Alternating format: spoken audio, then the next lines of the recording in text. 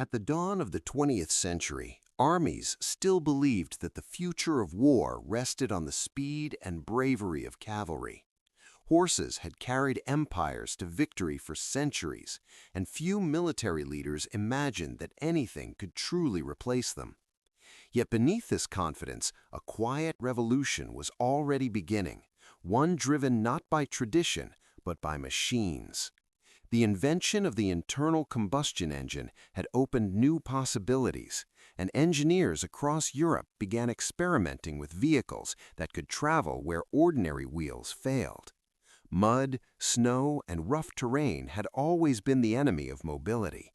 If those obstacles could be overcome, the entire nature of warfare would change. One of the earliest breakthroughs came from an unlikely place, the court of the Russian Tsar. There, a French engineer named Adolphe Cagrès developed a flexible track system that could be fitted onto ordinary vehicles.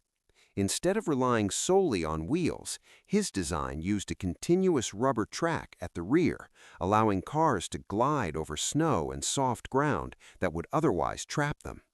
It was a simple idea, but a powerful one. These early half-track vehicles proved that mobility no longer had to depend on roads. Armies could now begin to imagine moving across terrain once considered impassable. At the same time, the devastation of World War I forced military thinkers to confront a harsh reality. Trenches, barbed wire, and machine guns had turned battlefields into deadly stalemates. Cavalry charges, once the symbol of military power, became nearly useless against modern firepower.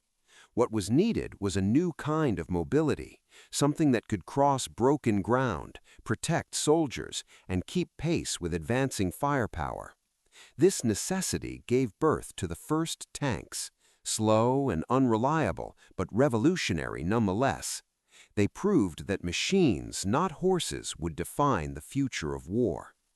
Yet even as tanks evolved, they were not the complete answer.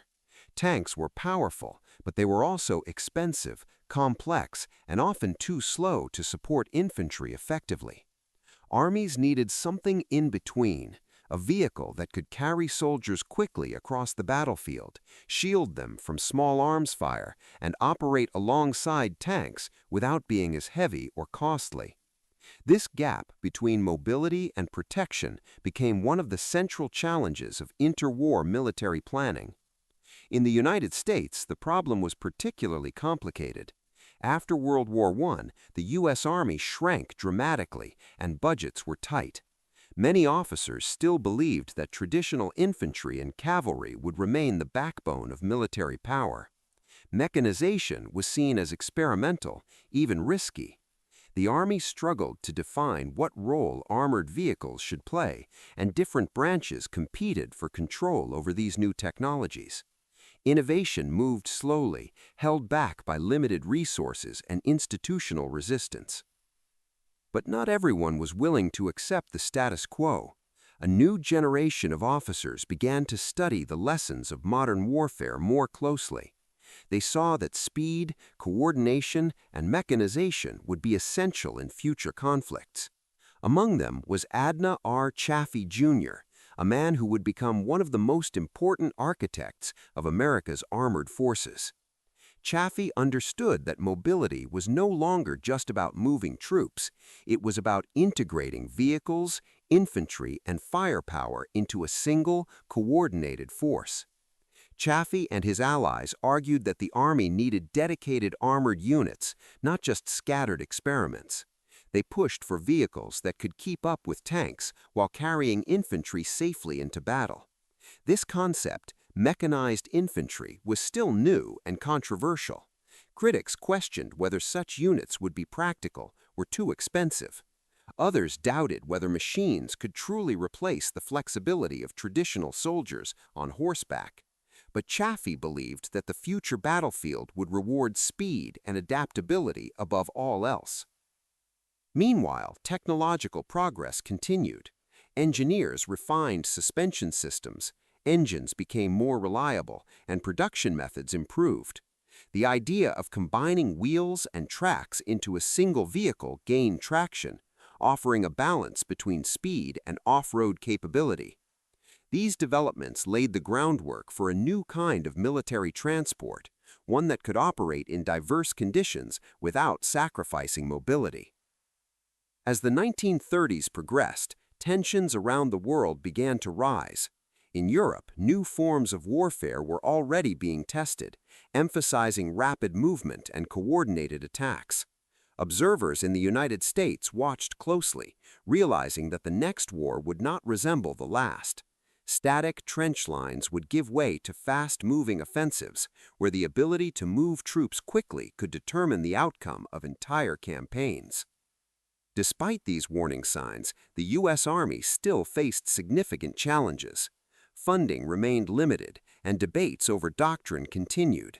Should the Army invest heavily in tanks or focus on improving traditional forces?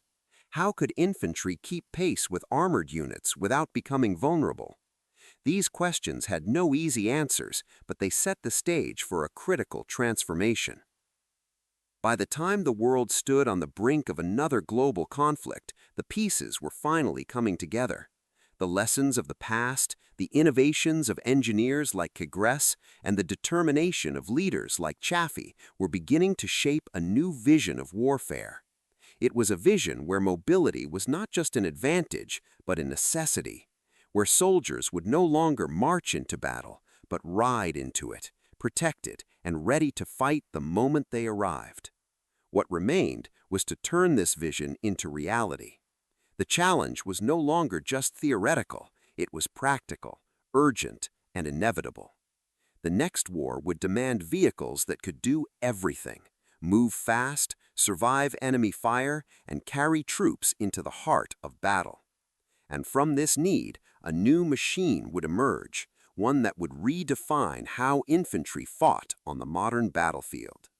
By the late 1930s, the United States Army faced a growing realization that theory alone would not be enough.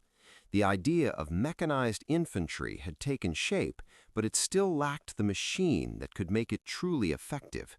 The challenge was clear: create a vehicle that could move quickly on roads, handle rough terrain, protect soldiers from enemy fire, and be simple enough to produce in massive numbers. It was a tall order, and time was running out. Across the Atlantic, war had already erupted, and the speed of German advances shocked military observers around the world. Blitzkrieg demonstrated that mobility, coordination, and mechanization could overwhelm even well-prepared defenses. For American planners, this was both a warning and a call to action. If the United States were to enter the war, it would need not just tanks, but an entire system of vehicles capable of supporting fast-moving operations. The answer began to take shape in the form of a hybrid design, something that combined the best qualities of wheels and tracks. Fully tracked vehicles, like tanks, were excellent off-road, but complex and expensive. Wheeled trucks were fast and reliable on roads, but struggled in mud, sand, and snow. The solution was to merge the two concepts into a single platform. This idea, inspired in part by earlier innovations from Adolphe Congress, would eventually lead to the development of the M3 Half-Track. The M3 was not designed to be glamorous.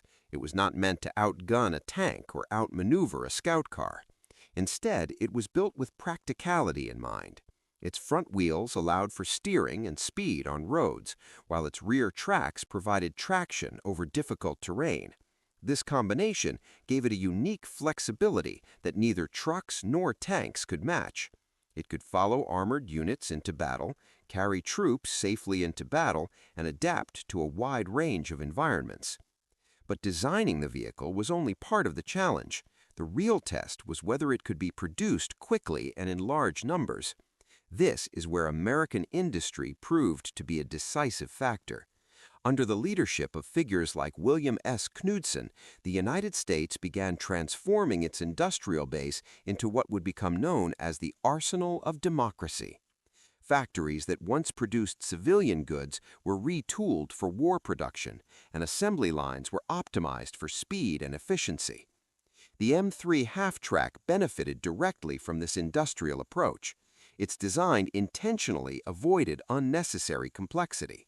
Wherever possible, it used existing automotive components, making it easier to manufacture and maintain. This meant that production could scale rapidly, and repairs could be carried out in the field without specialized equipment. In war, reliability often mattered more than perfection, and the M3 was built with that philosophy in mind. As production ramped up, the numbers became staggering. While Germany struggled to produce enough specialized vehicles, the United States was turning out tens of thousands of half-tracks. This numerical advantage would prove critical. War was not just about tactics or technology, it was also about logistics and endurance. The ability to replace losses, equip new units, and sustain operations over long periods gave the Allies a powerful edge. Yet the M3 was more than just a transport vehicle. Soldiers quickly discovered that it could be adapted for a variety of roles. Some were equipped with heavy machine guns, turning them into mobile fire support platforms. Others were modified for reconnaissance, command, or even anti-aircraft duties. This adaptability made the M3 an incredibly versatile tool on the battlefield. It was not a single-purpose machine, but a foundation upon which countless variations could be built. Inside the vehicle, conditions were far from comfortable. The armor provided protection against small arms fire and shrapnel, but it was open-topped, leaving soldiers exposed to artillery and air attack. The ride was rough, especially over uneven terrain, and the noise of the engine made communication difficult. Yet despite these drawbacks, troops valued the M3 for one simple reason: it kept them moving. In a war where speed could mean the difference between victory and defeat, mobility was everything. The development of the M3 also reflected a broader shift in military thinking. No longer were vehicles seen as supporting elements to infantry. Instead, infantry and vehicles were becoming part of a single integrated system. Mechanized units could move faster, react more quickly, and exploit breakthroughs in ways that traditional forces could not. This transformation required not just new equipment, but new tactics and training. Of course, not everyone was immediately convinced. Some officers questioned whether lightly armored vehicles like the M3 could survive in modern combat. Others worried about over-reliance on machines in unpredictable battlefield conditions. These concerns were not without merit, and they would soon be tested in real combat conditions. But for now, the momentum was undeniable. The United States was committing fully to mechanization, and the M3 Half-Track was at the center of that effort. As the first units began receiving their vehicles, there was a sense that something significant was happening. The Army was no longer experimenting, it was transforming. The M3 represented a bridge between old and new, between the age of foot soldiers and the era of mechanized warfare.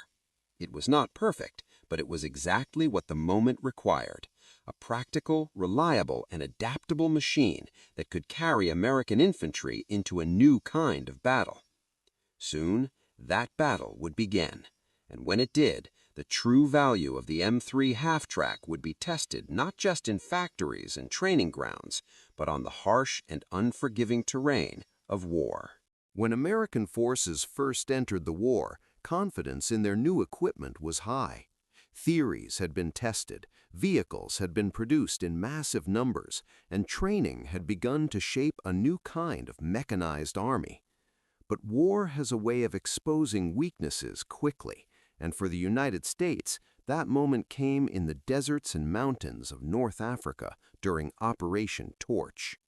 At first glance, the terrain itself seemed like an enemy. Endless ramal, scorching heat during the day, freezing temperatures at night, and sudden sandstorms created conditions unlike anything many American soldiers had experienced before. Vehicles were pushed to their limits, engines clogged with dust, and navigation became a constant challenge. It was here that the M3 Half-Track would face its first real test, not in theory, but in combat.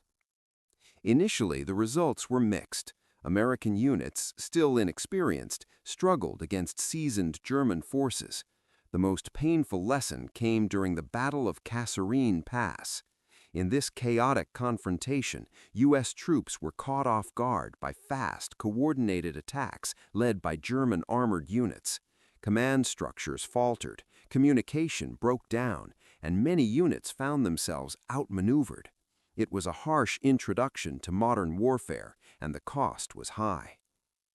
For the M3 crews, Kasserine was a moment of reality. The vehicle's strengths were clear. It could move quickly across rough terrain, keep up with advancing units, and transport soldiers efficiently. But its weaknesses were just as obvious. Its light armor left it vulnerable to heavier weapons, and its open top exposed troops to artillery and air attacks. In the face of well-coordinated enemy assaults, these limitations could not be ignored. Yet failure often brings clarity. In the aftermath of Kasserine Pass, American commanders began to reassess their approach. Among them was Omar Bradley, who recognized that the problem was not just equipment, but how it was being used. The M3 Half-Track was never meant to fight like a tank. Its true value lay in mobility, coordination, and support. When used correctly, it could transform how infantry operated on the battlefield. Training intensified. Units began to practice coordinated movements between infantry, armor, and artillery. The goal was no longer simply to advance, but to move as a unified force, fast, flexible, and responsive. The M3 became a critical part of this system, carrying troops into position, supporting attacks with mounted weapons, and enabling rapid redeployment when the situation changed. Soldiers themselves adapted quickly. They learned how to use the vehicle's speed to their advantage, avoiding direct confrontations with heavier enemy units and focusing instead on maneuver. The M3 allowed infantry to arrive at the battlefield fresher and faster, ready to engage immediately rather than after exhausting marches. In the vast expanses of North Africa, this advantage could mean everything. The environment that had once seemed like an obstacle began to reveal new opportunities. The same ramal that bogged down wheeled vehicles could be crossed more easily by the M3's tracks. Rocky terrain that slowed traditional transport became manageable. The half-track's hybrid design, once seen as a compromise, proved to be exactly what was needed in such unpredictable conditions. As experience grew, so did confidence. American forces began to recover from their early setbacks, learning to anticipate enemy tactics and respond more effectively. The lessons of Kasserine Pass were not forgotten. They became the foundation for improvement. Command structures were reorganized, communication systems were refined, and the integration of mechanized units became more effective. The M3 also began to show its versatility in new ways. Some units mounted additional weapons, increasing their firepower and turning them into mobile support platforms. Others used them for reconnaissance, taking advantage of their speed to gather intelligence and report back quickly. The vehicle was no longer just a transport, it was becoming an essential tool in a wide range of battlefield roles. Perhaps most importantly, the experience in North Africa changed how American soldiers viewed mechanized warfare. What had once been an abstract concept was now a lived reality. They had seen both the potential and the risks, and they had learned how to adapt. The combination of mobility, coordination, and firepower was no longer theoretical, it was proven. By the time the campaign in North Africa began to turn in favor of the Allies, something fundamental had shifted. The U.S. Army was no longer an inexperienced force struggling to find its footing. It had become a more capable, more confident, and more adaptable army. And at the heart of this transformation was the ability to learn, to adjust, and to make the most of the tools at hand, including the M3 Half-Track. The deserts of North Africa had been a testing ground, a place where ideas were challenged and refined under the pressure of real combat. The lessons learned there would not stay in the sand. They would travel with American forces to new battlefields, shaping how they fought in the campaigns to come. And as the war moved to Europe, the M3 Half-Track would once again play a critical role, this time in battles that would decide the fate of an entire continent. By 1944, the war had reached a निर्णायक stage. The lessons learned in North Africa had reshaped the U.S. Army into a far more coordinated and mobile force. Mechanized infantry was no longer an experiment, it was a proven concept. And as Allied planners prepared for the invasion of Western Europe, vehicles like the M3 Half-Track were about to take on their most important role yet. The invasion began with Normandy Invasion, one of the largest and most complex military operations in history. While the initial landings were carried out by infantry, the success of the Abiyan depended on what came next, the rapid buildup of forces inland. Once the beachheads were secured, speed became essential. Troops needed to move quickly, exploit breakthroughs, and push deeper into occupied France before the enemy could reorganize. This is where the M3 Half-Track proved its value once again. As Allied forces advanced beyond the beaches, the terrain of Normandy presented new challenges: narrow roads, thick hedgerows, and fortified gowns that could turn every Prodvizhenia into a deadly sangash. Traditional Pesha infantry would have struggled to maintain momentum under such conditions, but mechanized units, supported by half-tracks, were able to move faster, reposition quickly, and bring reinforcements exactly where they were needed. The hedgerow fighting, in particular, tested both men and machines. Visibility was limited, ambushes were frequent, and movement was restricted. The M3's mobility allowed infantry to approach contested areas with greater sur'ah, while its mounted weapons provided immediate fire support. Though still vulnerable to heavy weapons, the vehicle gave American troops a crucial edge: the ability to act quickly and decisively in a complex battlefield. As the Allies broke out from Normandy and began their advance across France, the pace of the war changed dramatically. What followed was a rapid, almost relentless push toward liberation. Cities, towns, and villages that had been under El Akhila for years were now being freed in quick succession. Mechanized infantry, riding in columns of half-tracks, became a symbol of this momentum, rolling forward, carrying soldiers not just into battle, but into history. One of the most powerful moments of this Abiyan came during the liberation of Paris. Among the units advancing into the city was La Neuve, a company composed largely of Spanish Republican veterans who had fled their homeland after the Spanish Civil War. Fighting under the Free French forces, they were equipped with American half-tracks, many of which bore names reflecting their past sangash. As they entered Paris, they became some of the first Allied troops to reach the heart of the city. The image of half-tracks rolling through the streets of Paris was more than just a military achievement. It was a powerful symbol of liberation. Crowds gathered, cheering and celebrating as the long occupation came to an end.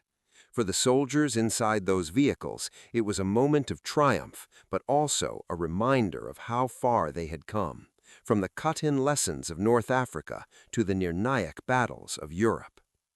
As the campaign continued beyond France into Belgium and deeper into German-held territory, the M3 Half-Track continued to adapt. New variants appeared, each designed to meet specific battlefield needs. One of the most feared was the M16 multiple gun motor carriage, often nicknamed the meat chopper by soldiers. Equipped with multiple heavy machine guns, it provided devastating anti-aircraft and ground support fire, capable of podavliat enemy positions with overwhelming force. These adaptations highlighted one of the M3's greatest strengths: its flexibility. It was not just a transport vehicle, but a platform that could be modified to serve many roles. Whether carrying troops, providing fire support, or defending against enemy aircraft, the M3 remained a constant presence on the battlefield. Its role evolved alongside the war itself, responding to new challenges with practical solutions. Yet the advance was not without resistance. German forces, though retreating, fought fiercely to slow the Allied push. Roads were mined, bridges destroyed, and defensive positions carefully prepared. In this environment, the ability to move quickly and adapt became even more critical. The M3 allowed units to obhud obstacles, reinforce threatened sectors, and maintained a pressure that kept the enemy on the defensive. For the Sainik who rode in these vehicles, the experience was intense and often apasim. The open-top design meant they were always exposed to threats from above, and enemy artillery remained a constant danger. But despite these risks, the M3 offered something invaluable: mobility, protection, and the ability to keep moving forward. In a war defined by mobility, that advantage could not be overstated. By the time Allied forces approached the borders of Germany, it was clear that the war had fundamentally changed. The combination of mechanized infantry, armored force, and coordinated tactics had created a new way of fighting, one that emphasized speed, flexibility, and relentless pressure. And at the heart of this transformation was a vehicle that had once been seen as a simple compromise between wheels and tracks. The journey from the beaches of Normandy to the streets of Paris and beyond was not just a story of victory, it was a demonstration of how innovation, adaptation, and determination could reshape the battlefield. The M3 Half-Track had proven its worth once again, not as the most powerful machine, but as one of the most essential. And as the war moved into its final and most desperate phase, the role of this humble vehicle was far from over. By the winter of 1944, the war in Europe had entered its most brutal and unpredictable phase. Allied forces had pushed deep into German-held territory, but victory was not yet guaranteed. Supply lines stretched across continents, weather conditions worsened, and the enemy, though weakened, remained dangerous. It was in this tense moment that one of the last great offensives of the war erupted, the Battle of the Bulge. Launched through the dense forests of the Ardennes, the German attack aimed to split Allied forces and seize the initiative.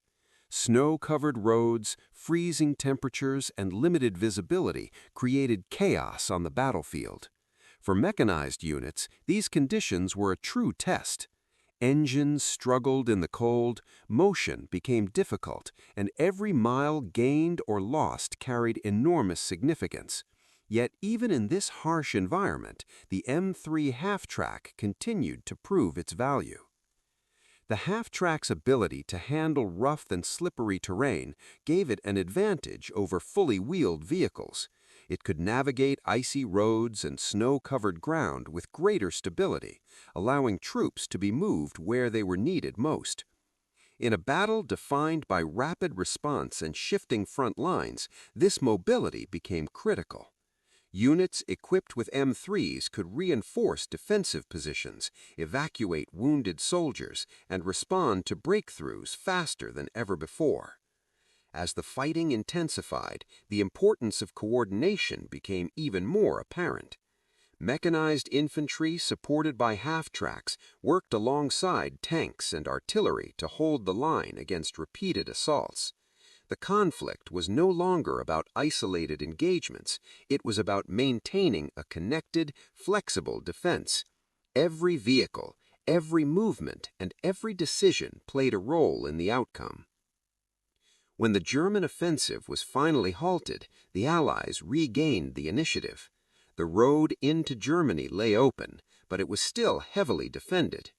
One of the key moments that followed was the crossing of the Rhine River at Ludendorff Bridge at Remagen.